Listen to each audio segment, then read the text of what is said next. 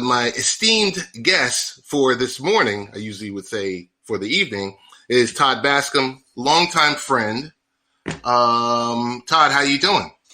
I'm good. Good morning. Thanks for having me. Hey, you know how it is. We usually we try to say it's a family-related show, though it usually falls off the rails immediately. I want things that I'm grateful for. It says grateful, thankful, and blessed. So that's a self-promotion for my buddy Michael Bathurst, who's doing a show now. And he's always talking about, what are you grateful for? At this moment, I'm grateful for you, Todd. So, Todd, you are in North Carolina. Your city/state is opened. How rough was this ordeal for the past 15 months? For me personally? For you personally? Not very. Okay. And I always preface that by saying, I understand that I might be in the minority there. I understand the terrible things that have happened to people with losing family, jobs, things like that. But from a strictly personal sense, I mean, I'm the kind of person, you've known me all my life. If you tell me to stay away from people, and I'm going to be just fine doing that.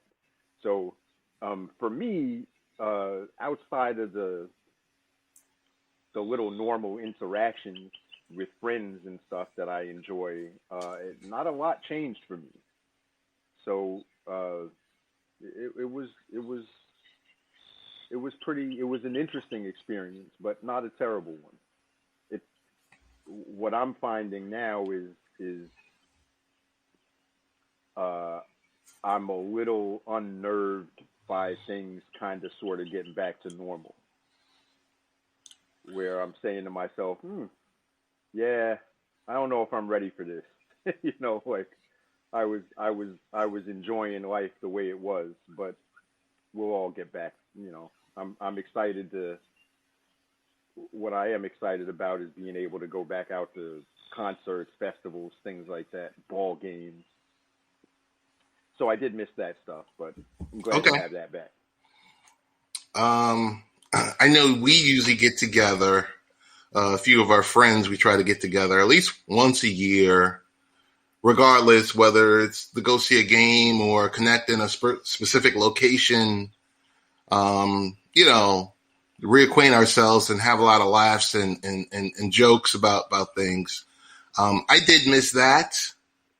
Yeah. I don't know if we'll have that this summer or not. It really depends on, whether or not people feel comfortable. Yeah. That's really what it comes down to. And look, we can open another can of worms about vaccination cards and whether or not you got to show it to go here or do this or do that. But I was at a brewery not too long ago, and in Charlottesville, Virginia. Okay. And it was actually last weekend, and I remember being inside the brewery, and I was wearing a mask, and most other people that were walking around were. The people sitting at the bar or whatever weren't. But I think I got a sense of then that, wow, this feels like I felt fine doing it. I felt fine being in there, and for a long time I didn't. So that's a good feeling. For a long time, because people fighting over whether or not they should wear a mask, and it just seems like at this point there's a little bit of normalcy surrounding all of that, and I'm starting to feel better about getting out and doing things. So looking forward to it. Okay, so my one question about vaccines and all this other stuff. I don't know if your city or your state is doing a lottery. I noticed that a lot of states are doing the lotteries. If you take the vaccine, do you kind of wish that you held back so that you can participate in the lottery? Well, I can participate in the lottery anytime I want. The Powerball is $500 million, so, or whatever it is, Powerball or Mega Millions. Gotcha. But no, I mean, when I was able to do, I mean, all I want to do is, to keep it real, all I want to do is go to a ball game, right? Or go to Boogaloo, or go to the Beer and Bacon Festival or something. That's all I want to be able to do. So the sooner whatever was gonna get me back to being able to do that, I'm good, and I don't need a lottery to spur me on. Gotcha. So we'll do a quick rapid fire segment because I know you've got a lot going on. It's the weekend. It's beautiful. It's sunny out there. Yeah, excuse my sunglasses, and I'm sweating. So yeah. So we're gonna want to get you into a controlled environment. Tell us. So we've heard a lot about with the NHL. We know the playoffs are happening right now.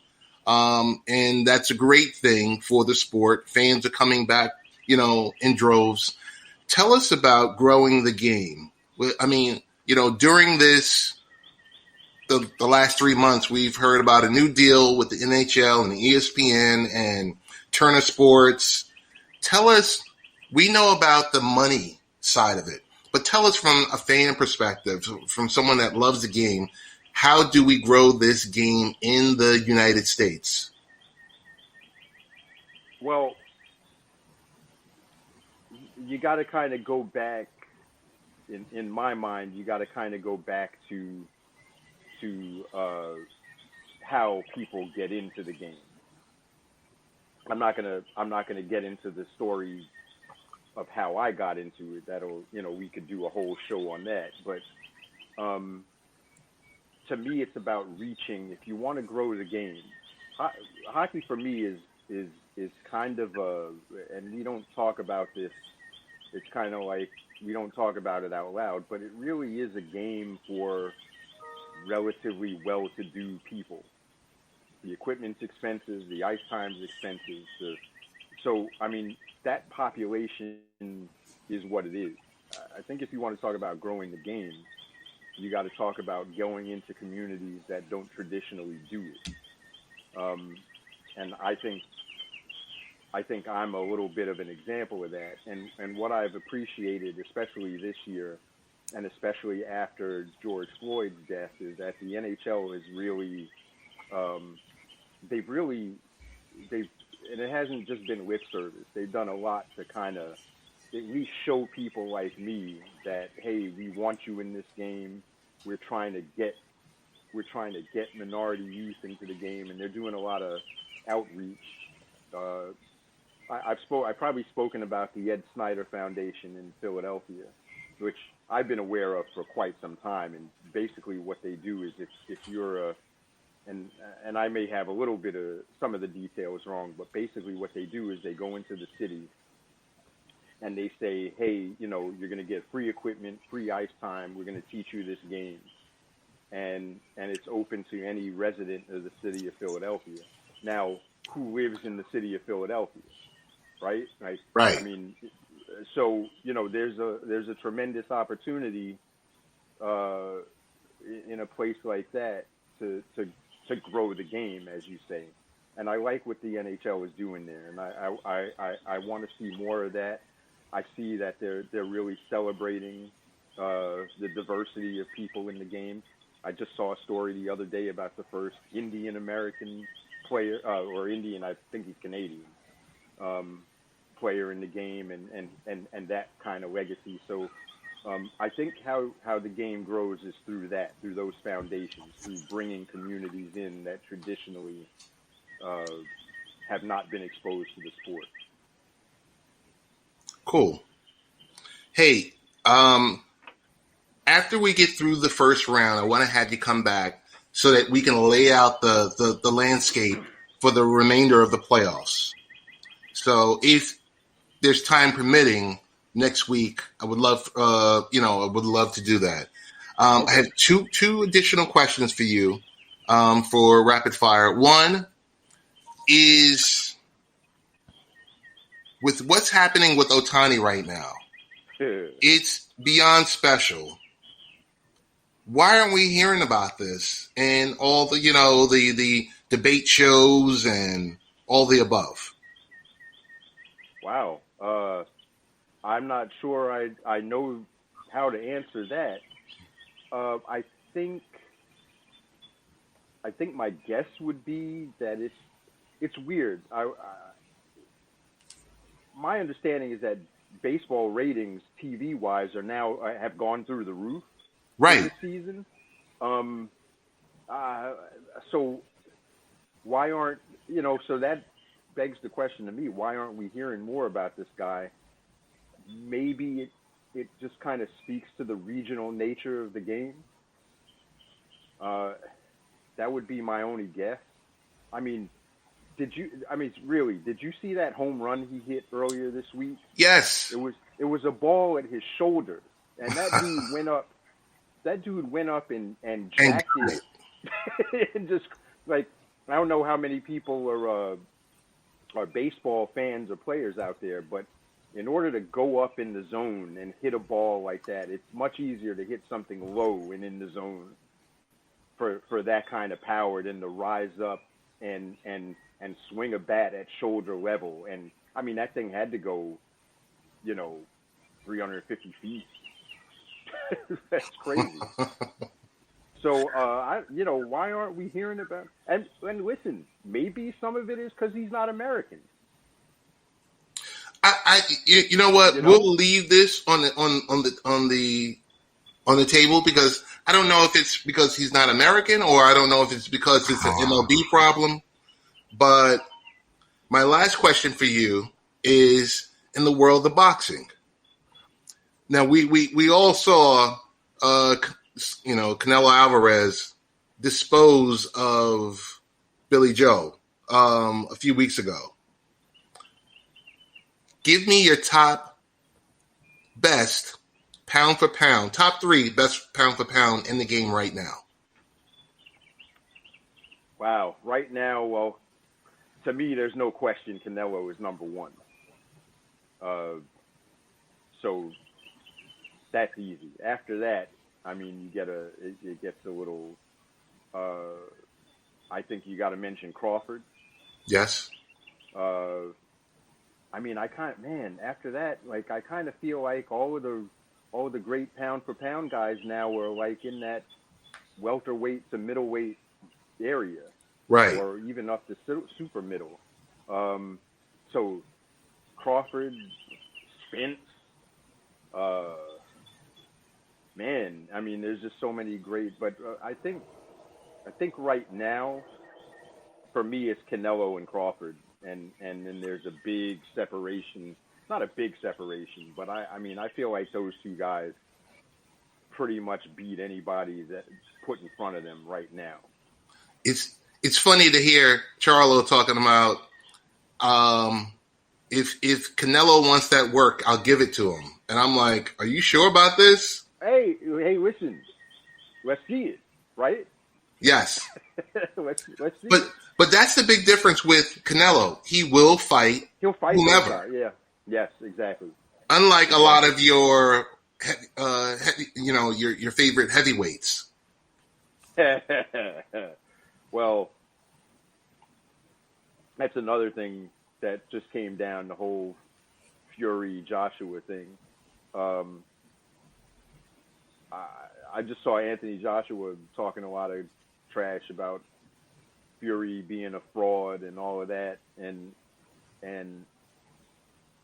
I don't know. I kind of feel like that wasn't that, what happened with that ruling had nothing to do with Fury. But, Joshua has to look, you know how I feel. I think if there's a fraud, it's him. But, that's, yes. that's neither here nor there. But but yeah, I mean, do I want to see that? Do I want to see that third? I mean, I would rather see Fury Joshua just because I'm done with him, and just somebody make him go away already.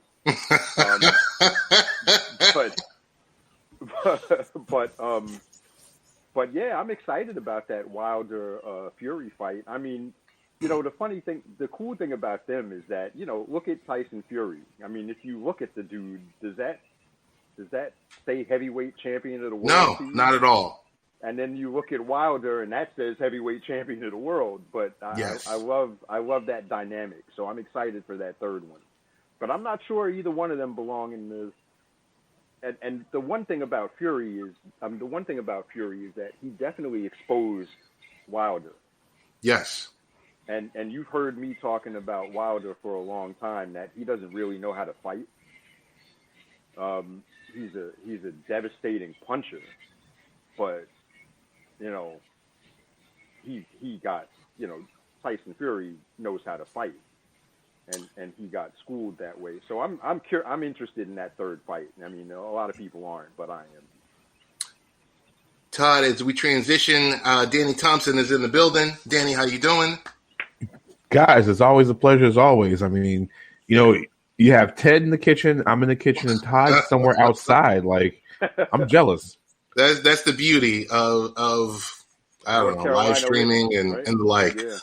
Todd, want to definitely thank you for jumping in for a couple of minutes. I do definitely want to schedule something with you post first round. We can do a deep dive on the playoffs. But like I said, that's schedule committee. I have some questions for Danny, if you don't mind me sticking around. Oh yeah, I thought you were pressed for time. Okay, no, I'm not pressed for time at all. Wonderful. Man, I'm sitting in the backyard just relaxing. So oh, okay, cool. We can do this. Cool. So, we're going to transition to my other good buddy, Danny Thompson, who whatever city he's in, he runs. Here we go. Podcaster, beat writer, journalist, insider, editor-in-chief, father, and now husband of your beautiful wife. Want to say congratulations. I appreciate it. So what's new in your world? We started this off with Todd earlier, and I wanted to, because I'm in New York. New York was super tight, super locked down, but it needed to be. Todd is in North Carolina, and you are no longer in North Carolina. So, what's going on with your world with COVID, the family, your life, and your new life partner? It's a beautiful thing to be married once again. Marriage is one of those things that, as we all know, the three of us know, when it's done correctly, it's done. It's beautiful when it's done correctly. It's like going to your favorite restaurant. Don't ask me. I mean, it to me, being a divorcee and then even being remarried, I think it's a beautiful thing. When you have the right person, it makes everything right. And I can't, my life isn't a good place right now. The transition to the Virginia areas it's been interesting, but at the end of the day, it's now settling in. It's now getting ready for playoffs and, enjoying the newlywed life and, and get ready. Like, Todd's a teacher, so it's almost summertime for him, and it's almost summertime for me too. Now, Ted, for you, your summertime is always going on, so it really doesn't matter at this point.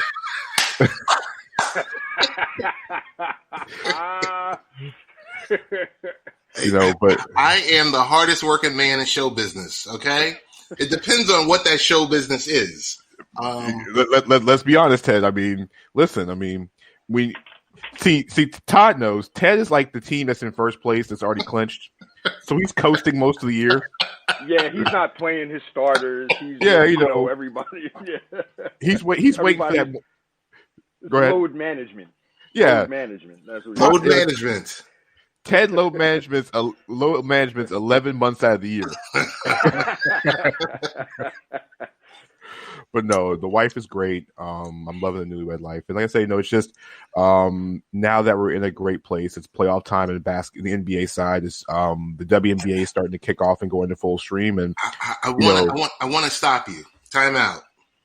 I get three. We get three a broadcast. Okay. Before you start talking about playoffs or anything, or your new beautiful life in Virginia, your wonderful life partner. Let's get down to brass tacks. What's going on with Scoot Henderson? Listen, Scoot Henderson's changing everything. Let's be honest. He's a 17-year-old kid who skipped his final year of high school. He is now going to play in the G League. Now, we already saw high schoolers going as seniors, but he skipped his entire senior year. So he's going to be the youngest, I want to say, in the history of American basketball to turn pro in the United States.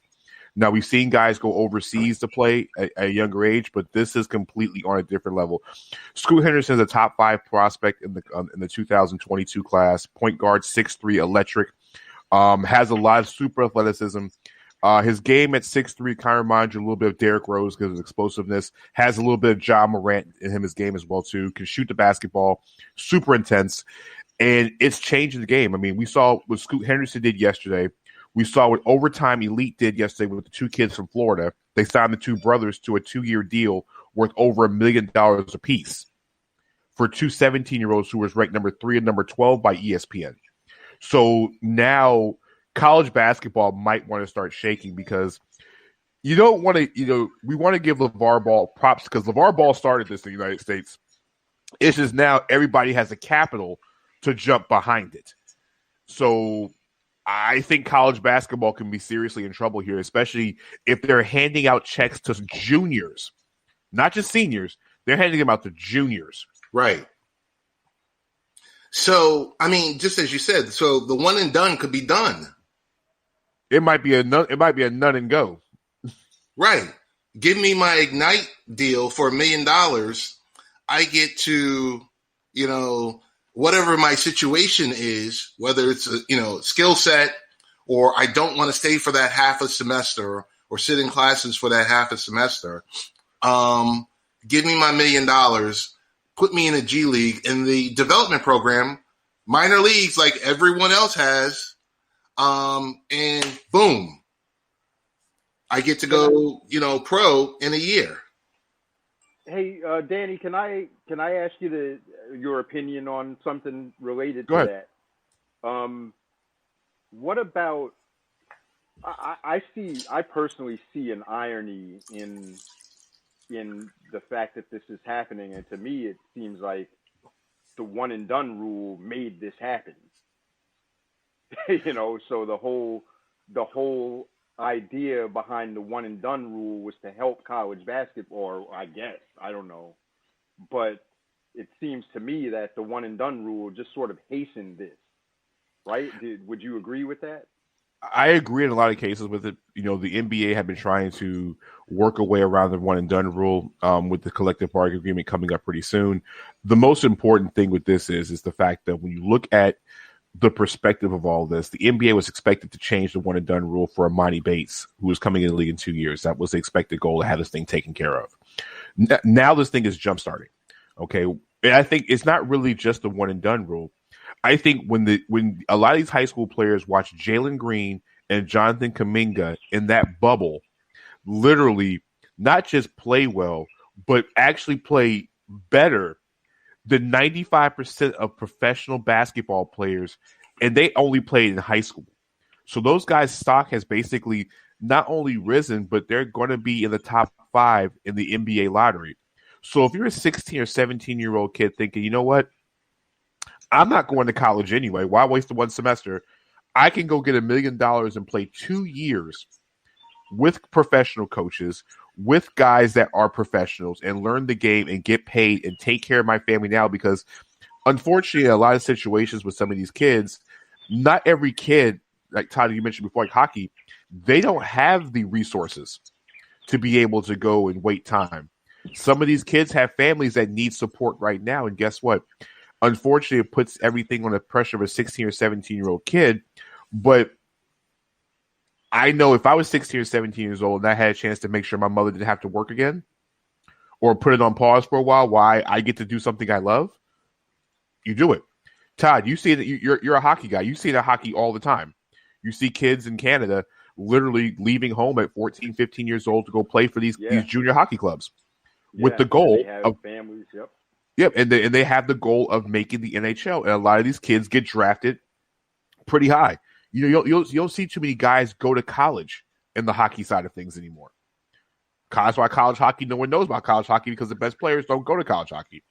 I think to your point, Todd, I think within 2-3 years, especially if this becomes more successful and guys are able to see this, the United States had to fall. The United States had to catch up with Australia because 2 years ago, Australia took LaMelo Ball, and they took RJ Hampton, NBDL, right?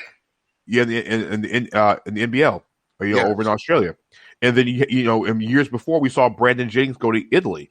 Remember, Brandon Jennings was the number one recruit in the country and went to Italy to go play ball because he couldn't qualify academically. So this is about to be the new growing trend. Like, you offer a 16-year-old kid $500,000 a year to play basketball and go to school. What, Todd? Todd, you have kids? Ted, you have kids. Todd, I forgot how old your kids are, but I know, Ted, your son is about to be a teenager. If your son came to you right now and said, Dad, listen, they offered me $500,000 to go to school and play ball, what are you telling him? Well, I'm going to be refined. I'm going to sit back. I'm going to want to study the paperwork, and you're going. Yeah. I'm telling him you better go get that. Exactly. Immediately. Absolutely. I mean, and as parents, I think our job is to make sure they invest the money the right way so that it can last. But listen, you're 16, 17 years old, and the most important thing is they're getting their education. It's not like Overtime Elite is not letting these kids go to school. They're going to have tutors there. They're going to have the same education as kids who are homeschooled. Guess what? The homeschool phenomenon has become much more of a, what's that word? A modern trend now. It's not a fad. It's a growing field. And guess what? And kids in other sports been doing that for years, like in the Olympic sports. Mm-hmm. Like diving and swimming, you hear that when the Olympics come around. You hear that he's got tutors year round and blah blah blah. So why not basketball, right? Exactly. So as we transition from Scoot Henderson, I think it's apropos that we talk about LeBron James with the vice president, the chairman, the CEO of the LBJ fan club. This, and now everyone, because I know a lot of people are sensitive or whatever. Danny and I and Todd and Hezzy and Bucko and B-Rye and Michael Esposito and a whole host of others, Tori, have been joking about Danny's affinity for LeBron James for almost 10 years. So I'm not taking any shots or anything else like that.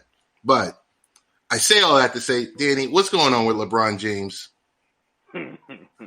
He was poked in the eye. What more do you want from this man? He got and I'm not talking about his acting, the acting job from, what was that, Thursday night or Wednesday night? All right, when he's sitting there and he's just like, listen, the man was seeing 3 rims, okay? You saw how how he's going to act in Space Jam. And that's going to be released on HBO Max. You saw it all. It better be. Saw it all. All I'm saying is LeBron survived the famous Ric Flair, and Todd knows this, the Ric Flair eye poke of doom. He survived it, okay? He survived the Draymond Green eye poke from doom. They won, and now the Dave McMaxton story from ESPN this morning saying that LeBron James had violated protocol by attending his own tequila event on Monday night before the Warriors game, on Tuesday night before the Warriors game.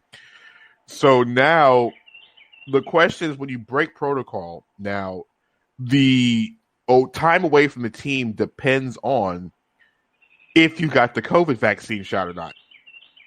No one knows if LeBron got the COVID shot, and he's never said anything. The only thing we know is that 85% of the Lakers have got the COVID vaccine. One of them is Dennis Schroeder, who has not gotten it. We don't know who the other player is because the Lakers are still on full-fledged protocol. League rule states that if it's 85% or less of players who are on COVID vaccine, the rules are still stay the same as far as testing and everything else in between. LeBron broke protocol, and we don't know if he's even playing for Game 1. The NBA has said nothing to this. Now, it's 9:52 Eastern time on a Saturday morning. We'll go from here, and that's all I have to say about that. Gotcha. Hey, big shout out to Nazim. Nazim, thank you for stopping through. Love finally getting to meet you on Michael Bathurst's broadcast about an hour ago. So he's a man of his word. He said he would stop through, and he did. So give us your landscape of the divisional rounds that start today, Danny. Who wins? Who doesn't? Well, I mean, if you look at the playoffs from a perspective, I talked about this on Beyond the Buzzer on Thursday night, which is on Blackjack TV, Facebook Live, and everywhere else you can find the show.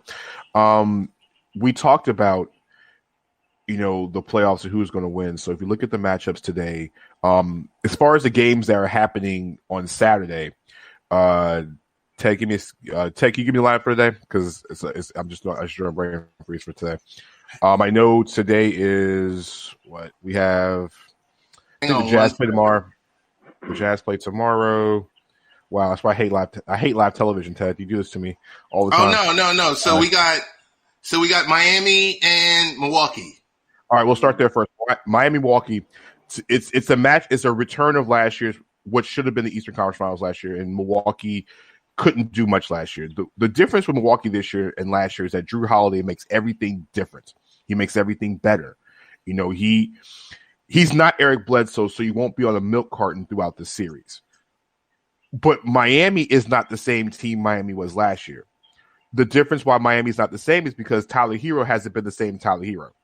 Last year in the playoffs, Tyler Hero was helping Jimmy Butler and carrying some of that load. Now Tyler Hero's been in more rap videos than jump shots he's hit all season. He's become much more of South Beach than ball player. They need Tyler Hero because Jimmy Butler can't win this series by himself. Victor Oladipo is not walking back through that door. And if you're expecting guys, I mean, as much as I love Bam Adebayo, Bam's job is to make sure Giannis doesn't kill him in this series. I like the Bucks in this series. I'm not sure how much Miami has left in the tank. Miami is still dangerous with Trevor Ariza, Gordon Dragic, and those guys. But I think this is the year Giannis can get extremely far in the playoffs. So tell me really quick, what's happening with Jimmy Butler and the Miami Heat? I mean, the Miami Heat had injuries. It just happened at different times of the year. They went out at the deadline, got Victor Oladipo, who got hurt 3 games into his time in Miami. He's out with no Victor Oladipo, a guy that can help guard the perimeter, a guy that can get to the basket and take some of the offensive pressure off. This is kind of similar to the same Miami team we've seen for years. The only difference is there's no Kelly Olynyk stretching defenses from the 3-point line. They're missing a lot of guys. And they're going to need Gordon Dragic. They're going to need Kendrick Nunn. They're going to need Duncan Robinson. They're going to need, Max Strauss. They're going to need a lot of these guys that weren't key members last year to step up their game. But it's going to be an entertaining series. I will say that. Let's talk Brooklyn, Boston. I don't know what much to talk about. Boston's shorthanded. Jaylen Brown's not playing in the series. So unless the Celtics go dig up Paul, go dig up Paul Pierce from Instagram Live and Larry Bird, and we can flip this back 10 years. The Nets, as long as the Nets don't collect any injuries, this series almost might be a sweep.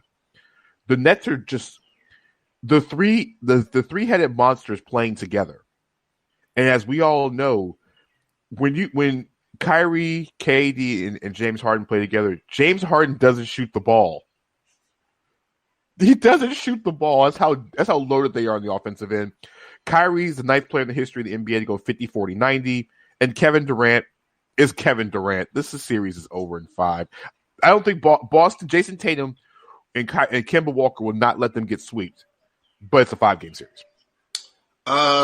Even though it's not today, I know a lot of New Yorkers want to know about it. let's talk about Knicks and Hawks, and let's talk about, before we talk about that, let's talk about the comments that were made by Nate McMillan about the NBA needing the Knicks to be great again, and the fact that he is, I don't know if the Hawks are going to pick him up.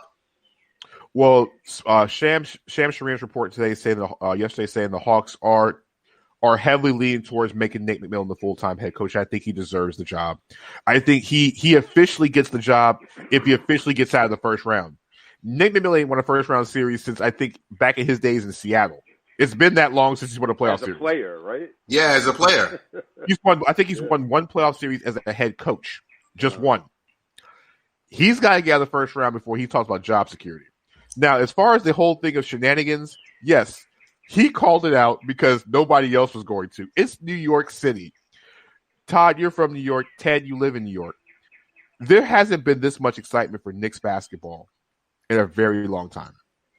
Julius Randle is doing for the city the same thing Amari Stoudemire did when Amari first came to New York. There's excitement in New York. And this is actually a first-round matchup where the Knicks can win. The real key in this series is Tom Thibodeau is going to put back Frank Ntilikina in the series and bring him back in the rotation. Ooh. Look, Knicks fans hate it. But as we all know, we watch playoff basketball. And Ted, you were writing. Thank you, Todd. Ted's been watching basketball since the Peach Basket days, so he understands how playoff basketball works. Frank Ntilikina is arguably pound for pound the best on-ball defender the Knicks have at the guard position. And his job will be to make sure Trae Young doesn't shoot 30-foot shots and get himself in rhythm. Kind of the same way that the Memphis Grizzlies put Dylan Brooks on Stephen Curry last night for a lot of the game last night. Curry got his points, but Curry had to work for every single point possible. Yes. Julius Randle I think he should win Most Improved Player because, 20, 10, 6 assists, was that almost 40% from the three-point line from a guy and he's left-handed. It's an exciting series. Nate McMillan called the right thing. I have the Hawks winning this series, and here's the reason why I have the Hawks in 7. The Knicks are missing Mitchell Robinson, and they need him desperately in the series. Clint Capella is a monster on the board, and he grabs almost every rebound possible. The Knicks are going to have to keep him off the glass just in case, for example, if the Knicks go cold from the perimeter or if the Hawks just need rebounding. John Collins is going to stretch the floor. Trae Young is going to shoot. Bojan Bogdanovic and a healthy DeAndre Hunter who had a week off. I'm taking Hawks in 7, but I wouldn't be surprised if the Knicks won the series. This is going to be arguably an excellent series, and I know, Ted, you're going to be watching. I know Todd's going to probably be watching in between Rangers games. But, yes, I think it's going to be a series where you guys will be very, very well entertained. Well, this is, if you don't mind, Ted, this is where I had my questions for Dan. No, go ahead. One, the Rangers didn't make the playoffs, so I don't want to talk about that.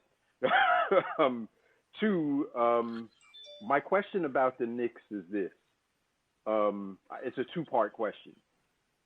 In my opinion, the Knicks, as a lifelong Knicks fan, in my opinion, they're playing with house money now. Anything that happens at this point is a bonus. And I'm not sure that I feel like they should beat the Hawks, but yes. I think that if they don't, I'm not going to be terribly unhappy. So on the call, you can come up. Do you kind of agree with that assessment? What? And the second part is, win or lose in this first round, where do you see the Knicks going from here? Is it reasonable for me to think that they're going to be able to get somebody like a Dame Dollar or something? You know what I mean? Do you okay. Think, what's realistic for me to expect as a Knicks fan? Okay, so we'll start with question number 1. As far as the house money question, the Knicks are playing with house money. No one expected the Knicks to be a 4 seed in the playoffs. No one expected the Knicks to have home court advantage in the playoffs. And no one expected the Knicks to be this good, this quick. One thing with Tom Thibodeau's teams, as we all learned, is that they get better their first year because they buy into the defensive principles. Two things.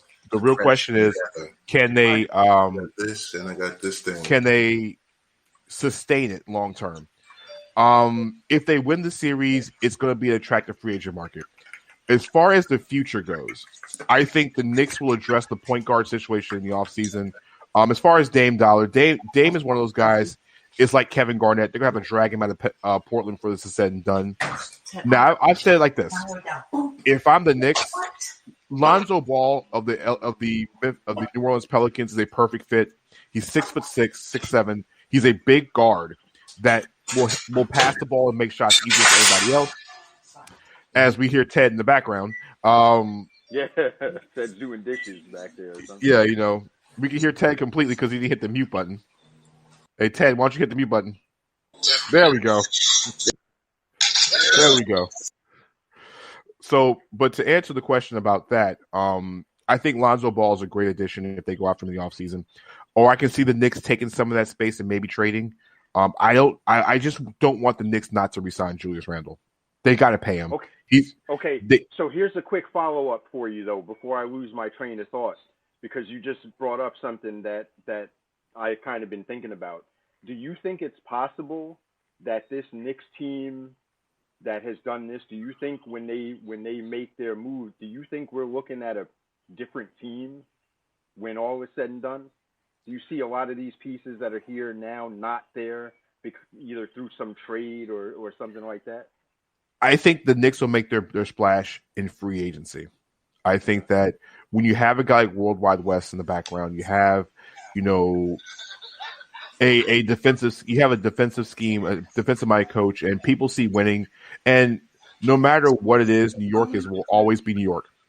So at the end of the day, I think the Knicks will do something in free agency. I don't see them dismantling this roster through trades unless it's to acquire another star piece. Like, I'm talking about a guy that you could put on Broadway. That's the only way you would honestly bring in or dismantle the roster unless you bring in a star player.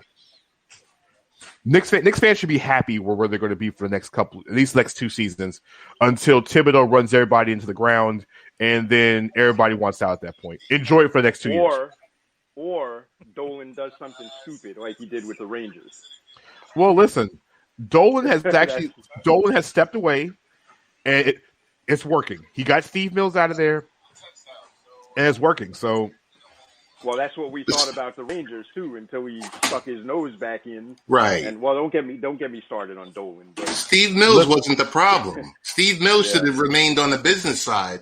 He should have never been moved over to the basketball side. But we got Ace World from the Sunday Night Smoke podcast also in here, who's a Knicks fan. I don't know if he has a question for you, Danny. Hey, good morning, fellas. How's it going? Good morning. Todd, what's up? What's up, man? How you doing? All right. Nice to meet you, Danny. As always. Ace, do you have a question as a rabid Knicks fan for Danny, our expert basketball analyst? Well, I just came in during his last expert analytical breakdown. I'm just I got jokes, don't mess with me. But basically, what do you think the ceiling is for this team? You may have mentioned it already because I'm just pulling up to the cast, so I don't want you to have to repeat yourself. If you already breezed over that, we could just keep it moving. But what do you think the ceiling for this team is this season as far as their playoff run? I think that currently constructed, they can get out of the first round. I think they can get out of the first round, and I think they can cause some problems for Philadelphia in round 2. The problem is without Robinson in the post, you're going to need as many bodies as you need on Joel Embiid in round 2. If you can get out of round 1, you got to deal with Embiid in round 2. Yeah. The good thing with the Knicks is Julius Randle is going to be a hard cover regardless. So you can't use Tobias Harris on him. We saw what he did at the same time to Paul George like 2 weeks ago in Kawhi Leonard where they tried to step out of him on the perimeter. Mm-hmm. The Knicks, the one thing the Knicks have to deal with in the playoffs, like every other team in the playoffs, is it's defense. You're going to have to deal with tougher defenses. The games get smaller, the courts get shorter, and that favors the Sixers. The Sixers are arguably the best defensive team in the league, and so are the Knicks. But the Knicks don't have Joel Embiid. They don't. The Knicks haven't had a center since, I'm not going to count Amari, but going back to Patrick Ewing, that scares people. Embiid terrifies everybody. Yes. And if anybody wants a big stage to basically embarrass folks, it's Joel Embiid. All I'm saying is, if the Embiid experiment, the Doc Rivers experiment doesn't work, Joel Embiid's his entire management team is all part of the Knicks. I've been saying this for a while. If Embiid decides to leave Philadelphia, I think he might go up I-95 and become the centerpiece of the Knicks if that's the case down the road. That would be nice. But I definitely agree with you. Without Mitch, it's definitely gonna be a problem because you wanted to at least have this is old school B-boy. You wanted to have a 3-headed monster. You wanted to have you just want the 18. You wanted to have the 18 fouls. You wanted to have the fouls to try to wear him down because he's unstoppable. I'm sorry, he's unstoppable. He's a problem. And the other part is you also want to be able. And I think the other key for the Knicks in this series and also potentially in round 2 is that R.J. Barrett needs to be aggressive from the very first tip off of game 1. Yes, R.J. Barrett needs to get to the basket. I don't want him. I mean, his jumper's improved all year. I just want him to go to the rim, get to the line because he's a very good free throw shooter. Get himself in rhythm early. Reggie Bullock's going to have to knock down threes, and Thibodeau has to stay out of his own way when it comes to coaching. He's got to play Emmanuel quickly in the series. He's got to leave Elfrid Payton on the bench. Please leave him in the crib. Leave Payton at home. And the other key is the Sixers don't have it. The Sixers and Atlanta don't have an answer for Derrick Rose off the bench. No. If Rose is getting to the rim, another guy that can get to the rim and draw fouls. I think in this series against Atlanta, the key for the Knicks is getting Clint Capella in foul trouble.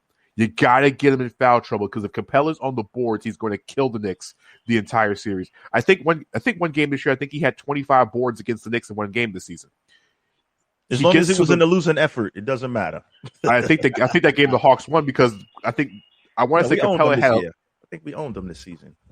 I think Capella had 11 offensive rebounds in one game against the Knicks this season. I want to say, don't quote me, but what I'm saying is you're going to have to get Capella off the boards because if Atlanta has to go to the bench for bigs, then the Knicks can open things up. And the other part is, can Frank Ntilikina, if he's back in the rotation, if he can guard Trae Young, yeah, I think you want it. You're not asking him to do anything else. Don't turn the ball over and don't let Trae Young get hot. That's the only thing you're asking of him. And don't pull up the dribble at the top of the circle, man. No, I expect but he can play some D. I think he can D Trae Young up. Sorry. That's the one thing. If he can D Trae Young up, and then you're forcing Bogdanović and seeing if DeAndre Hunter is healthy enough to win the series, you have a good chance. But if DeAndre Hunter is the DeAndre Hunter that was pre-injury, the 19-6-5 guy that was on 3-and-D, the Knicks are going to have a hard time in the series. But I think it's entertaining, though. I think it's going to be a fun series to watch. Oh, yeah, for sure. Thank you, brother. What's the finals? No problem. What's the finals? The NBA finals? Yeah, what's the finals? Wait. You got to come back for that one. You got to come back for that one. Come on. All right, I'll ask them offline then. All right, Danny. Who's in the NBA finals? Oh, so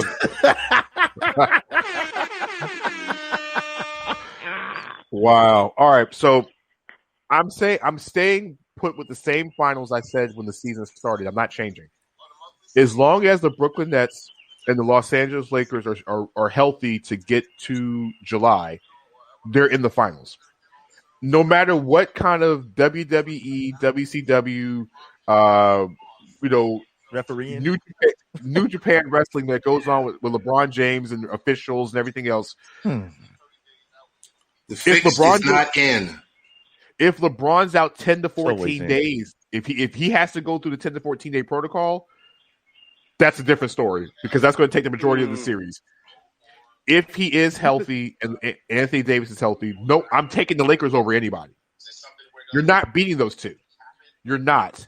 In the East, you have 3 of the top 10 offensive players in the league. The Nets will outscore everybody in the Eastern Conference. They're going to score 130 points a game in the playoffs easily. So I'm taking as Lakers and Nets in the finals. Ted will then change hats. He'll take off his Knicks hat for the next week or so. We know this. Yeah, we know this. Oh, so we know this. So you must be. You must fraud. How am I a fraud when we were traveling to New Jersey? Yeah, Ted. Ace World, where the tickets were cheap. That's all. Well, yeah, it was 4 tickets for $40 for Plus. 4 hot dogs and a Polaroid camera.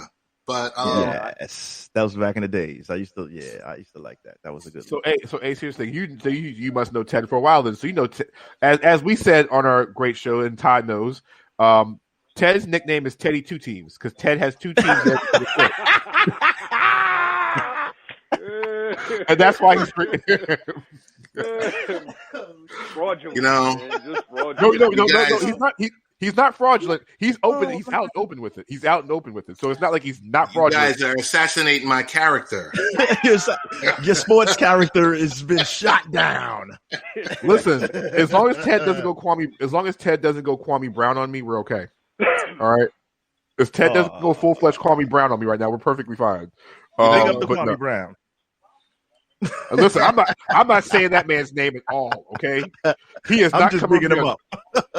Nope, I'm not even doing that. He might take it the wrong way. I am not.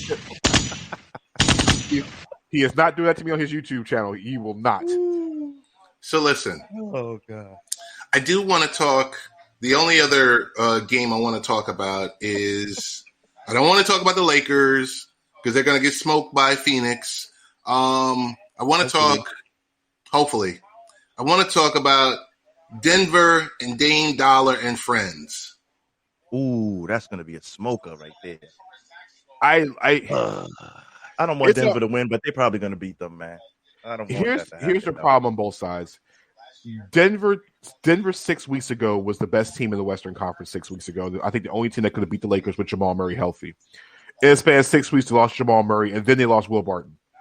So now in a series where Portland's main weapons are both in the backcourt with Damian Lillard and CJ McCollum, it becomes a problem for Denver on the defensive end. Now, on the other side, Denver has the MVP and Nikola Jokic playing at the top of the key. You got Michael Porter Jr., who is looking every bit like a superstar in this league. Aaron Gordon can still do damage on both ends. They have Frank Capazio, who's my age, playing point guard as a rookie. You have Denver is a really good basketball team. Now, with Portland, on the other hand, we talk about Dame Lillard. I think the key for Portland is can Yusuf Nurkic do work against his former teammate? Because, remember Nurkic and Jokic were both part of Denver at one point. Can he outplay the MVP of the series? If he does, Portland has a chance to win the series. I got Denver in 6. Because, man, Michael Porter, I love Robert Covington, but Michael Porter Jr. is just he's a different type of animal. I think he's ready to be unleashed in the playoffs. So I got Nuggets in 6. I'm rolling with Tony D. Brooklyn and the Los Angeles Clippers in the NBA Finals. Why are you picking the Clippers? Why are you picking the Clippers? I'm picking the Clippers because if you think about the 2 games between Brooklyn and the Clippers this year were the most 2 exciting games of the season that I watched. They might not get out of the first round of the playoffs. Who's even on the Clippers roster these days? I think the Clippers they definitely go to the Western Conference Finals. The Clippers might not get out of round 1. This time around, they're going to do it. They might not get past Dallas in round 1. Here's what happens. It's not last year. The Clippers get to the NBA Finals. They lose to the Brooklyn Nets in 7 games. Ooh, I say 6. They lose in 6.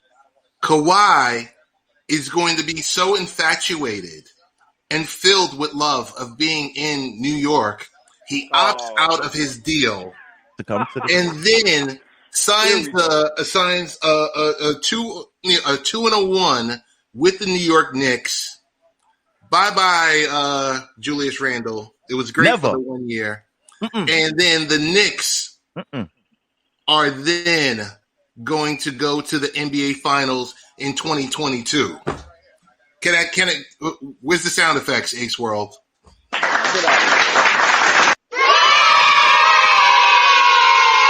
That's my not so bold prediction. You got to hold on to Randall. You got to pair Randall and Kawhi together. Ted, got to put them 2 together in order for them to Ted, if that fantasy happens, so Kyle Lowry in the mix, and we have a contending team. Well, since we're on live television, since we're on live air, if that's the case, Ted, if your prophecy, I mean weird one, comes true, I will hand deliver you a 6-pack to your front door. I will literally hand deliver it to you, and you can put it on Haps. I will deliver you a 6-pack to your house. Live on Haps. You know what? I have one question for Ted. Yes. Who is your weed man? That's what I'm trying to figure out. I don't think he smokes, bro. Because I need to get in there. Because man, listen, Ted's drinking the heaviest of. I'm talking about. He's drinking Everclear this morning. He's drinking moonshine. He's drinking, I haven't heard that word Everclear. Oh my god. He is drinking 190 proof alcohol at 10:17 in the morning. Like, talk about hot taking. Listen, man, his hot take is by. I mean, he's on Stephen A. Smith level when it comes to hot takes this morning. Man. All I'm saying is that if that were to come true, I will go to Ted's house with a 6-pack of whatever he wants. I will leave my humble abode here in Virginia and drive up 95. I will physically drive to New York. Put that 6-pack in the cooler. Keep them beers cold. Keep them beers cold. New York, we gonna do this. Listen, Ace. Ace. You can come to the house and videotape this. I will make sure that Ted has it in his hand. Okay. Ted, there's no way. Ted. Here's the thing I have with this. I think the Clippers will re-sign Kawhi in the offseason. I think if anything, I don't think they make the finals because the one problem I have with this is it's not a fact I can't trust Kawhi. I can't trust at any point in the series. I can't trust Paul George. Playoff I can't trust him. Playoff. He falls off in the playoffs. He plays off. Playoff P. No, it's not playoff 2 games per series. He's only good for 2 games per series. I'll say it again. I'll mention this reference. This might be the only time some folks might not get it. But Paul George is the equivalent of Perry the Platypus on the Disney show. Jesus In Christ. the regular season, Paul George is Agent P. He is basically out there kicking everybody in the throat. When it comes to the playoffs, he turns into Perry the Platypus. Okay, he sits there and does nothing. All right, it will happen again in the playoffs. I think that if they can get past round 1, Donovan Mitchell will handle. I think the Jazz will handle them in round 2. Hey, another shameless plug. Tony D is doing a cryptocurrency roundtable tonight at 7 p.m. Eastern time. Okay, so archive listeners, if you're listening to this and it's beyond 7 p.m. Eastern time, then you missed it. But it's okay. You can go to Tony D's broadcast and you can pull it up. I will make an appearance because I am the crypto novice, but he's going to have some real experts on there to talk about what happened this week with the crash, what to do, whether buy low, sell high, all the above, and energy efficiency, all of that other type of stuff. So that's the shameless plug for Tony D that we wanted him to come up and talk about, but he's at work right now. So I just want to shift because we're almost at the 1 hour mark. Hold on. So you're telling me the cryptocurrency is going to allow Kawhi Leonard to come to New York? Yeah. We can afford it. They're going to pay it in cryptocurrency. Nice salary cap. They're going to pay him in Dogecoin. Hey, your thoughts, Danny, our resident expert, and the rest of the ham and eggers that are on the panel, including myself. What is your thought on the MVP? Joker, everyone's favorite son, Curry, or trust the process? Listen, it's real simple. You look at the MVP candidates. You cannot give an MVP to award for a player who did not make the playoffs. It just doesn't work that way. They didn't make the playoffs. Steph Curry didn't make the playoffs. It is what it is. So it's now down to Joker and it's down to Embiid to me. And to me, Joker's had the better season. He stepped his game into a whole new level, especially after the injury to Jamal Murray. I know the Sixers have the best record in the Eastern Conference, but Embiid missed too much time compared to Joker. So I'm taking Joker. I just wouldn't have had Curry in my top 3 anyway. So So give me Jokic. Jokic as the MVP of the league. We got Tony D in the building. He's on his break. He's vaping. Yeah. He's got his mask down on his chin. Tony D, what up? Tony D, another shameless plug for tonight, please. Yeah, I'm going to try on anybody who's new to crypto. I got a few people I'm trying to bring up. We're going to try to talk about it, break it down, get everybody introduced to what's going on, what's happening, where it's supposed to be, and who's using it.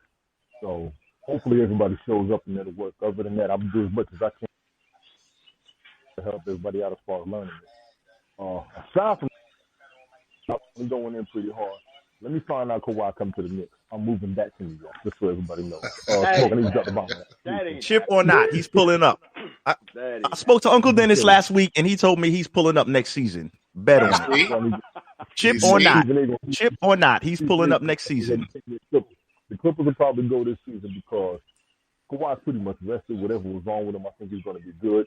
So he should be all right. I hear what you're saying about Paul George. I'm kind of with y'all on it, but the Clippers supposed to go. Because if they don't go, all that money they spend is gone, and they stuck in that money for the next 5 seasons at least. So they're going to win it this year, I think. Well, they'll win the West this year. They're not going to be Brooklyn's got. They'll win the West. They'll win the West, but they can't be. They'll win a playoff series. What's going to happen is if they have to match up with the Lakers, you really think the Lakers are going to lose in their own building? It's like I don't know if y'all. Why not? I mean, what makes them God to you? I mean, just curious. Like, I mean, you're a Lakers fan? No, I'm a Hornets fan. Oh no, I'm curious. No, I'm a Hornets fan. No, I was just curious. I mean, because you make it seem like it's an impossible feat. Like nobody can't lose. Like somebody can't twist the ankle and go down or something like that. You make it seem like that's the only way the Lakers lose a series. If either LeBron or AD gets hurt, that's the only way to lose a series. Completely healthy. The one thing with the Lakers is that they're not completely healthy. I don't think. AD is probably going to get hurt. You can go ahead and book that one. He's probably going to get hurt. I mean, he'll fall down 4 times this series and get back up 4 times. He might miss some time here or there, but it has to be a serious injury to one of the two. And to Ace's question, why do I think the Lakers own the Clippers? I'm pretty sure a lot of these guys in this panel are older brothers and have little brothers. When have y'all ever lost a fight to your little brother? Exactly. Exactly. Little brothers don't beat big brothers. Okay. The Clippers are the second hand to the Lakers. It's been like this since history. I mean, Death Taxes and the Clippers are a second rate franchise. Okay. Mm-hmm. The Clippers won't win until they leave Staples Center. They need their own building. I believe it.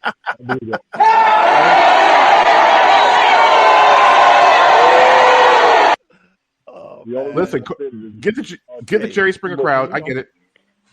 They really need to do something with the money they spent, and there's a lot of hype between the new change they're making from the last owner. So I do see them going. They're due. Them and Brooklyn are both due. They do. But Brooklyn's not the baby brother. No. Yes, they are. Let me ask you. They're not, but they will spank the Lakers. If I entertain the Kawhi to the Knicks thing for a minute, go ahead. What's necessary on the Knicks side to actually make that happen as far as cap space?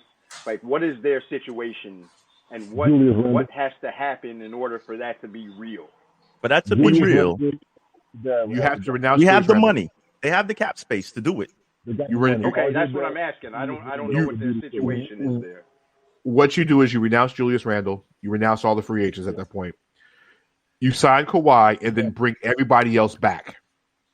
You just put you're going to put yourself. So you're trading Kawhi you're trading Julius Randle for Kawhi, basically. No, what you're doing is.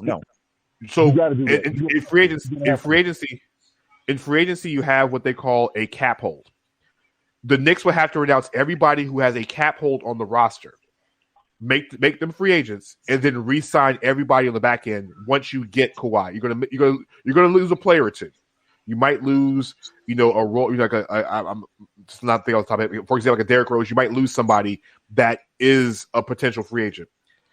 The Knicks have cap space. To Ace's point, the Knicks have cap space, but you want to make sure that because Kawhi's not going to take anything less than a max deal anywhere he goes. And that he's in the league longer, that max becomes bigger. So you and renounce they can Randall give him more than the Clippers can. Is that how it works? Or if the Clippers can offer more than anybody else, the Clippers can okay. go, but Kawhi's not going to sign a 5-year deal. He's not going to do it. He's a 2-year deal. No, guy. he's going to do what Chris Paul did for years. He's going to sign a whole bunch of 2-year deals, same with LeBron, and at the end sign a 5-year deal and basically get paid till he's 40. Mm-hmm. That's how you do it. Oh, and yeah. Kawhi's cheap with money anyway. Based on what you're saying, the Knicks could damn near almost keep everybody and still get Kawhi. That's how it's going to go down. Watch. That's how it's going down. That would be fire. Or what you do is, if Julius Randle's not your guy, you sign and trade Randle for Kawhi, and then take the additional cap space and go fill out the rest of the roster if you want to do it that way. Because Kawhi and Randle's contract kind of will intersect a bit. Because I think Randle, now with the All-Star team, I think can hit 180. But to me, it's like, what's the whole problem with the Leonard thing? For me, is what's the point of bringing him in if you haven't addressed the point guard position? Well, I mean, that's where you could address it. You could address it. That's where we bring a Kyle Lowry in for a 2-year deal. Oh, okay. We bring him in. Right. We bring Kawhi in. We throw him in there in the mix with what we got. We cannot lose Randle. Randle right now is playing like Kawhi was playing before. So let's not get it twisted. Randle would be do not get it twisted that Kawhi is not very far ahead of Julius Randle as far as skill set. Let's not get it confused now. But I don't know if you look to see his body of work. You're taking Kawhi over Julius Randle on any day ending in a Y, and stop it. I'm not. You're a Knicks fan. To be honest, because, and I'll tell you why. Because you're a homer. The injuries, the load management. So, there's a few things that factor into it. But you're telling me right now. I will take Julius Randle right now. I'd keep him. If we had a choice between the two of them, I would keep Julius Randle. His numbers are better this year. He's pretty much was an MVP caliber candidate. Maybe so what you're saying bottom is, 5, but yes. What you're saying is you wouldn't swap Randle for Kawhi Leonard right now? No. Absolutely not. Series? Absolutely not. No. Wow. Why would I? Which one? Who's older? Kawhi. I mean, Kawhi's older. And a little slightly damaged, and not reliable every night to play. But what is Julius Randle out of him? But what has Julius Randle ever done in the playoffs? We're gonna find out tomorrow, partner. You're gonna learn tomorrow. That's the $64 question, because we all know what Kawhi gives you in the playoffs. And Kawhi lives for this time of year anyway. The regular season doesn't matter to him. No, at this point, the regular season is just giggles. He's just there to keep his body in shape. But when it gets to playoff time, you're telling me that playoff series, you would rather have Julius Randle in a playoff series than Kawhi Leonard. You're a homer at this point. Well, I mean, you can call me any names you want, because that doesn't faze me. I'm not Shane. Shame tactics don't work here. I'm a Knicks fan, and right now I would say, and I'm going to stand by what I say, I'm going to keep Julius Randle. That's what I'm going to do. Hey, listen, we're all entitled to our opinions. That's why what it is. That's why we all podcasts. We all have to do shows. Yeah, that's why. Is it possible that they would both be on the team? Yeah, it can be. They can make it happen. They can make it happen, definitely. Yo, let me run back in, fellas. I just want to jump in real quick. My man, back to work. Big up to y'all. I ain't met y'all, but man, holler me anytime for real. If y'all come on tonight, we're going to carry this conversation over a little bit, because I got to elaborate a little bit on what he said. And I like to see how them numbers look good, so we can get both of them. Definitely. Ted, I appreciate the invite. I'll research Knicks cap space a little bit more. I'll do it and try to stop it tonight. That would be lovely. Talk about it. I get with y'all, bro. All right. Tony D, y'all. Tony D, thank you, man. Thank you so much. We are at an hour and 9 minutes, and I told a bunch of people that I would only hold them for 30 minutes max. So I got a battle. I got a sports battle going on at 11:15. So if y'all battle, yeah, I mean, I got battleground saved. Oh, okay. So I know you got to prepare for that.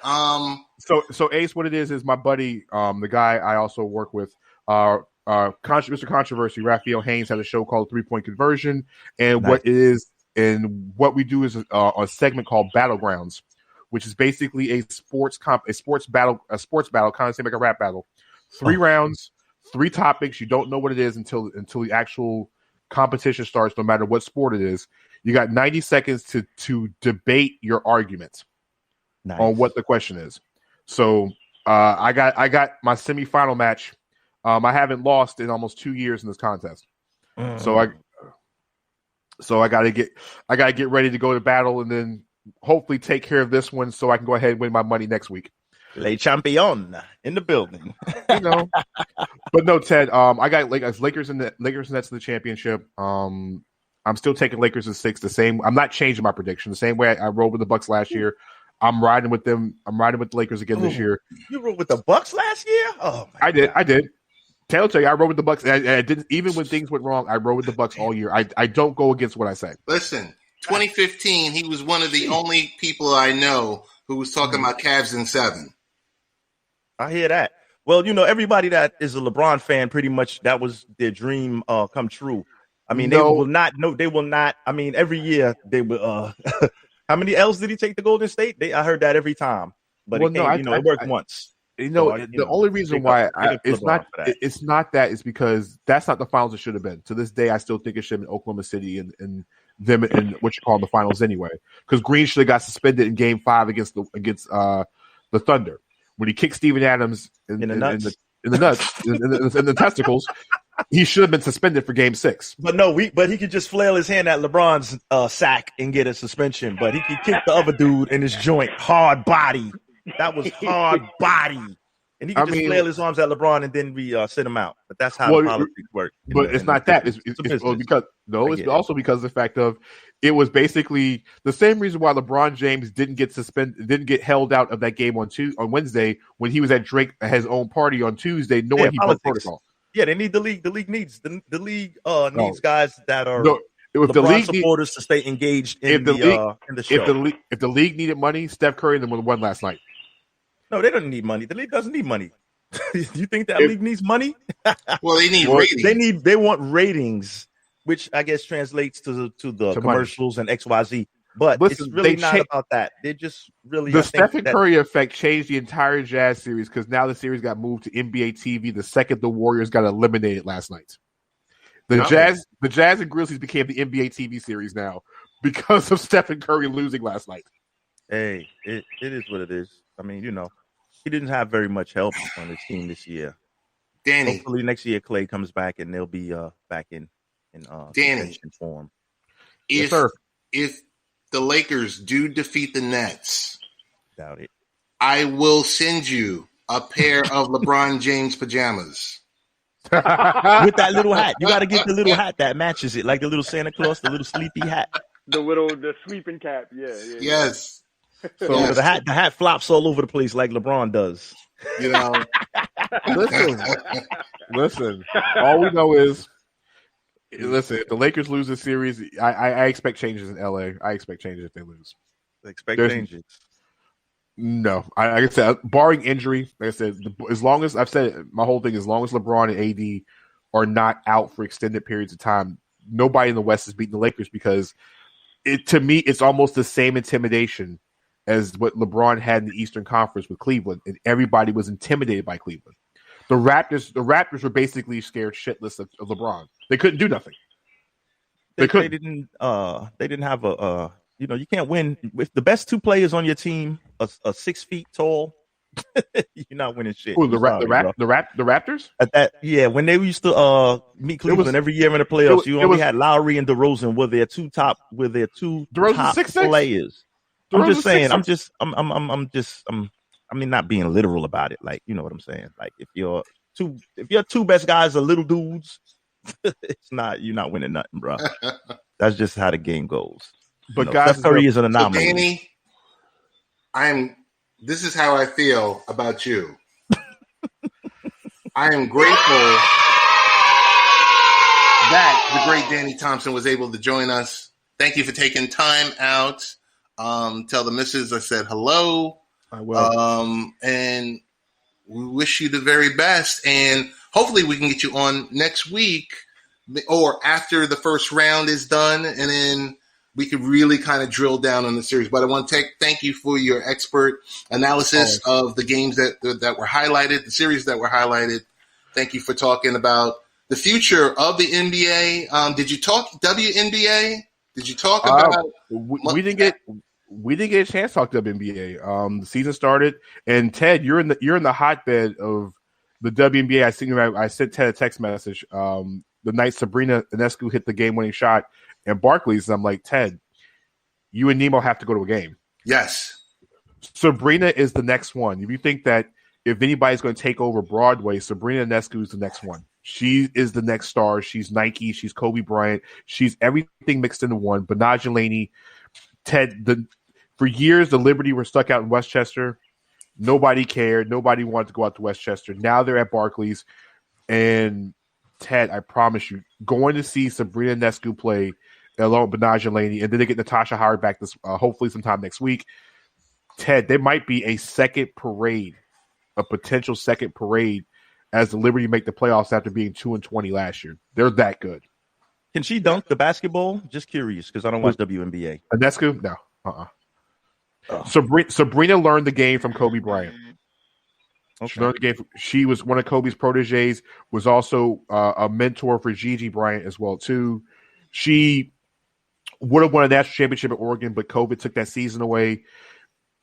She had the fourth triple-double in league history the other night. So she hits the game winner at home in the first game. The second home game, she goes for a triple-double. So, she's well worth the price of admission. And Ted, I'm telling you, Ace, I think you said you're up in New York too. Yeah. She's worth the car ride, the bus fare, the train ride to go to Barclays to go see her play. I promise you. No WNBA for me.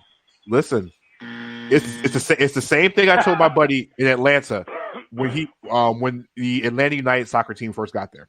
He was like, man, black people don't watch soccer. I'm like, bro, because he's all everything Atlanta. I was like, bro, go to a game, sit in the stands, and I guarantee you it changed your mind. So he went to the game, and he posted a picture on Facebook with the soccer. What is it, Todd? You know what I'm talking about. He had the soccer scarf. He had an Atlanta United jersey and Atlanta United hat after going to one game. He's like, yo, bro, I got season tickets. He's all in.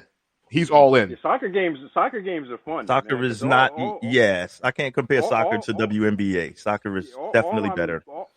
All I'm doing when I go there, like, because we have a man, I don't know what the name. We don't have an MLS team here in Raleigh, but we have like the next tier down, this NCFC, and man, those games are bananas. They have a whole like a whole fan section like behind one of the goals. Man, those people are just drunk and having fun. Listen, Todd, next season, make the drive down 85, go down to see Charlotte FC. I want to say the West End Zone is going to be what they call so what you're talking about. It's called the supporter section. Exactly. Yeah. It's called the supporter section. Are just drunk and just doing it out there, man. I covered MLS in Orlando. So, Ace, if you've never been to a game, like I said, to Todd's point, they have a supporter section. So, mind you, imagine Orlando, Florida. There is nothing but drunk people standing for 90 minutes, chanting, singing, and just jumping around for 90 minutes. And you see the stuff you see on television, you see in the United States. Once you go to a game, it changes everything. Yeah. Ace, when you go to I've been to a soccer game before. I've been to a soccer game before. I've been soccer game in Colombia before. Trust me, I've been in the mix. I'm just talking about the WNBA is what I don't do. I'll do soccer. So what I'm saying is anytime. I compare that experience with a WNBA game. Just go. I did. And I didn't. We did one time. To be honest, I'm sorry for cutting you off. We did the WNBA before. That's a good promotion, but that just doesn't work for me. Being in New York and the crowd that you're seeing in the game, it just doesn't go. It doesn't work for me. Was it Westchester? No, Liberty, Madison Square Garden, bro. This was pre. This was pre health. This is when Dolan had it. This is when Dolan was pre health crisis, and yes, this was Madison Square Garden. Yeah, I'm saying the Liberty might be the best team in New York. Hey, big up to them then. Let them do what they do. They might be better than the Knicks. They might go further. They might be better than the Knicks. Hey, if so, let it happen. Hey, it's all I'm from good. New York. I'll support him. But you throwing a lot of shots at my Knicks, Playboy. But I see you trying to sneak. I see you trying to throw that sneak shade. But I'm gonna just let that ride. Listen, Just pretend you. I'm just gonna ignore that. Ace, I'll tell you this. For those who know me, I throw shade at 30 NBA teams. Okay, I throw shade at everything. Look, I'm the shade champ, my man. This is what I do. Hey, listen. So we can throw shade together. The only thing that won't be shaded is Ted Hicks' ability to choose one team. But I'm out, ladies and gentlemen. All right. Peace out. Thank you, Danny. Yo, peace, Danny, my man. That was Danny Thompson and all of his greatness. I want to thank him for coming through. He's a pleasure to know. There was a time I had to go to a tech conference in Florida. I was able to skedaddle a little early out of the tech conference, and it was like the movie The Heist. Danny was waiting outside in his car. Getaway car. Where we just went through a night of just having a good time.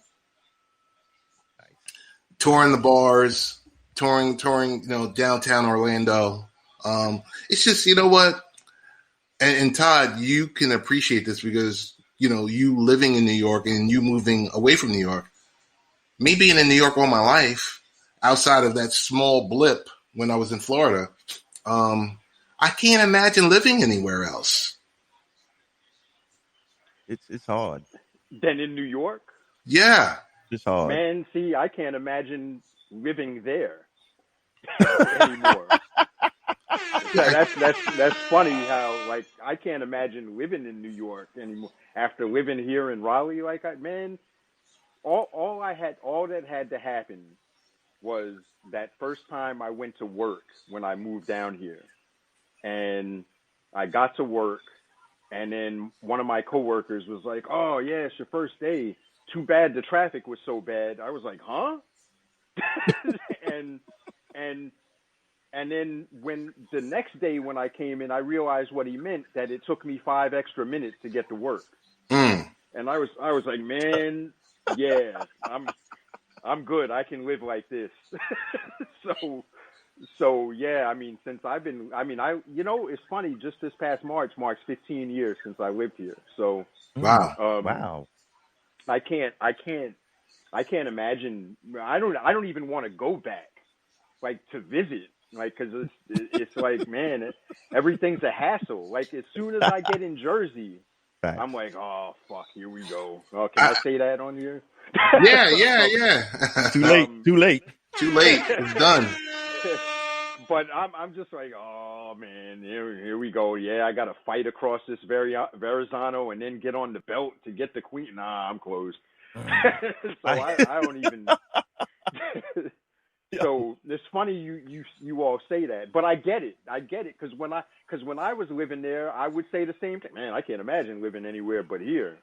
But right. Once I got out, it's all about perspective, Yeah. It's perspective, and it's just I'm in love with my little 35-minute commute on the train. It's like you become part of this machine. And I kind of know what to expect. And I'm like, oh, okay, I got 2 stops on this train. Okay, I got 2 stops on this subway. All right, I'm at work. All right, next. Pay me, and I'm out. You know what I compare New York to? What? I compare it to an ant colony. So the funny thing is when I get back, even though on my way up or just leading up to the trip up, because I generally drive. I ain't paying for airline tickets. But what I feel like when I actually get there is I feel like I'm part of the collective again. I do feel that I'm back home, and then I assume my role. I assume my role in that colony.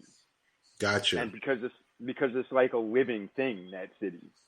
So I missed that part of it, but it only takes a couple of days for me to be in that hustle and bustle before I'm like, I want out. Gotcha. So, gotcha. But that's what it feels like to me. It feels like a colony, and only us I mean, look, people come there from all over the world, but I get the idea, or I get the feeling that only people like, now the three of us are natives, Yes. right? And I get the feeling that only we understand exactly what I'm talking about there, that when you leave and come back, it's like I instantly feel comfortable, even though I may not like it, but it feels normal to me. So that's the thing I miss, is that it's my home. I guess that's hard to take out of it. So it's in your blood, man. Yeah. You got a little bit of ant colony up in your blood. Come back, get back in the mix. It's a lot of hustle. It's a lot of hustle and bustle here. But once you are used to it, you're used to it. But when you go somewhere and it slows down a little bit, maybe that is a good feel. Yeah, and the thing is, if I had to move back there, I would be just fine. I would kind of reassimilate. It's like the Borg cube. I would reassimilate back into it. But so we'll see. I mean, I always say I'll never ever move back there, because there's a good chance I'll leave Raleigh, but I don't see going back to New York. I just can't. I want to go visit my friends and family, but and who can afford to live there anymore? Billionaire Ted. The Hicks Arms out in Nassau County, right? Yo, oh man, facts. Yeah, the cost of living is very high here, and it's just increasing rapidly. Like right now, gas is damn near $4 a gallon. Cost of living is gross. It's madness. It's gross. It is. Yeah. I'm used to it. I'm used to paying the cost to be the boss. It's kind of going to be like, before long, it's going to be really rich people and really poor people. Yeah, basically. If things keep up that way. So that's the only thing that worries me about it. My father said something interesting to me, too. I remember in the late 90s, I was sitting around talking to him, and I was upset about how the city was different and how it was changing, because we could see the gentrification happening then. Right. Oh yeah. And he said something to me that I'll never forget. And if y'all remember my pops, he rarely used my name. And it was basically, he was like, look, boy, the history of this city is change. If you're going to be upset about this city changing, then you need to leave. And that's what I ended up doing, but he was right about that. I mean, New York, the New York that we know is different than the New York he knew when he was in the 60s in Harlem and so forth. So we could all say that, like all I think the kids that are growing up now one day are going to be like, yeah, man, New York, I don't know what happened. It used to be true. Used to be right, but I mean, we all say that. All New Yorkers say that. Yeah, of any age. So when I heard him say that, I was like, oh, all right, I just need to sit back and accept it.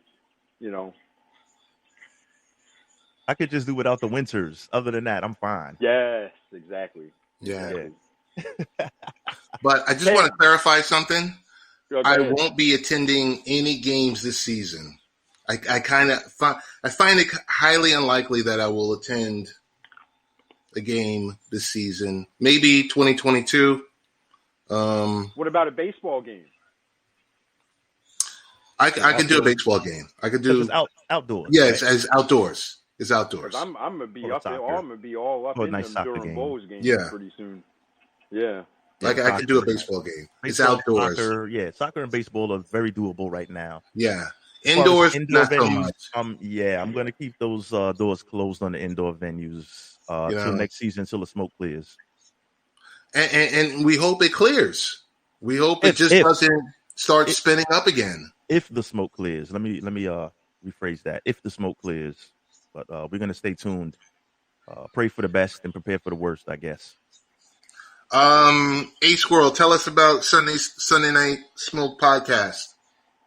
Okay, well, tomorrow, Tomorrow we have Hip Hop Junkies from Rap to Crap. That's going to be our episode tomorrow. From Rap to Crap, Hip Hop Junkies. We're going to talk about the de-evolution of the hip hop culture over the past 20 years, and that should be interesting. The due to uncontrollable circumstances, tomorrow I did put a post up in the post board room that we're going to be moving the show tomorrow from 8 p.m. just for this week due to uncontrollable circumstances. Knicks playoff game 1. We're going to our broadcast is going to be moving to 12 noon, so it's going to be Sunday Noon Smoke tomorrow. Really? And, yes, we're doing Sunday Noon Smoke tomorrow. So pull up on Sunday and on the right early after church. Right after church. Right after church.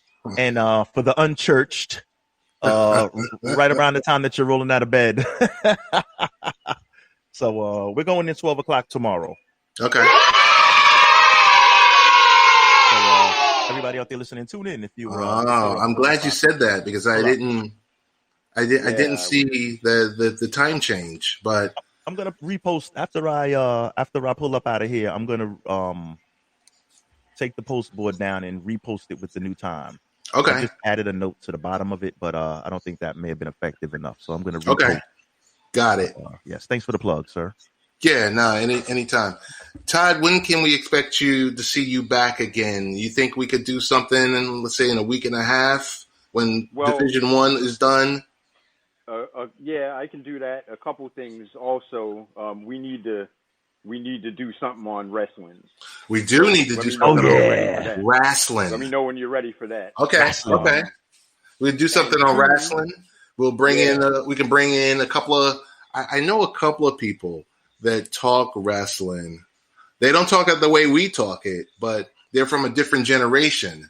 So I think that conversation would be interesting because our wrestling is Google to them. Mm-hmm. Well, and that's, and what that's what I appreciate, and we probably will get into this, but that's what I appreciate so much about what AEW is doing now. Because it's that, man, I feel sometimes I watch that show and I feel like I'm in 1987 all over again. So I got to tune into that, man. I got to check that out. Yeah. I mean, it's so that, and also, I don't have too much detail, but I got an iron in the fire about a little show that I want to do. Okay. Yes. I'm testing the concept now and tweaking it a little bit. Let us know. We're going to support. So yeah, sure. So I'll let you know when that happens. I'm just all I want to do now is see if it actually works in the way I want to do it. So I'll figure that out and let you know. But okay, yeah, we got to do something on wrestling for sure. Definitely. I don't think Nick game is the late game tomorrow, correct? I believe 7 p.m. tip off. Okay, so I don't think we'll be doing a late night parent because we usually do it 7 p.m. Eastern on Sunday nights. That's kind of like where we always did the original radio show. Yes, we did the podcast on Wednesdays and we did the radio show on Sunday nights. Big shout out to 1240 a.m. WGBB in Long Island, Merrick, New York. Hopefully I'll see you guys again someday. But if I don't, I am to WGBB. I am grateful to you guys too. So very humble. I like it. Yeah, you got to keep it humble. Other than that, I think we are out. Ways to listen to the show are latenightparents.com. You can follow Todd. What's the best way to follow you, Todd? Or are you? I don't really have much of a presence, but I will when I get what I'm doing up and running. Okay. So right now it's just here. Okay. And Ace World, best ways to follow you? Right here on Haps TV, Sunday Night Smoke, the podcast. You could also contact me, SundayNiteSmoke@gmail.com. All right. That's the conventional way. I remember we used to contact each other by email. Well, that's usually the suggestions. Well, I kind of keep that email flowing for the listeners to submit topics that they would like to hear us discuss on a weekly basis. Okay. So I keep that line open. Okay. Basically for the topic submission for the shows. Definitely. Yeah, I need to get in there tomorrow night because tomorrow at noon. Yes. I got a hockey game tomorrow, but I can be in there for a little bit. So yeah, pull up. Thanks for. It's going to be very interesting. Okay. Yeah, it's a topic that I definitely want to hear about. So I got a youth football game tomorrow at 1. Well, 1 o'clock drop off. Game doesn't start to 3:30. So that to me smells like. Jesus. What are they doing for 2.5 hours? The kids are stretching. They're going through load management. Last second game planning. I'm like, this is youth football. Come on now. Damn. Yeah. So they got to have time to cook the hot dogs. A bunch of 13 and 14-year-olds. Oh my God! So it's at 2 tomorrow. So I'm showing up there at 1:30. Right. Oh, you got it good. What are they doing for 2.5 hours? For 2.5 hours. When I tell you last week, we got there about 2:30. Game started at 4:30, and I just had the most closed look on my face. That's when you start. That's when you just take the celly out and do a podcast on the fly. And I'm not co-signing those sitting in my car podcast either. Yeah. Oh, the sitting in my car rants. Yeah, that's not a good look. Listen, I've gotten in enough trouble the last few weeks about comments that I've made. Oh, all right, my bad. My bad. So, no. It's just. You okay? Oh yeah, I mean, hey, why not? I guess I'm an authority figure out here. I say something, everyone just gets, Cancel Ted. Oh no, so I'm going to take that back. No, I'm going to take that back. I'm going to go do a podcast from the car tomorrow. I'm going to be live from the car. Okay, do it from the car. All right, man, we're out. All right. Later. Thanks for having me.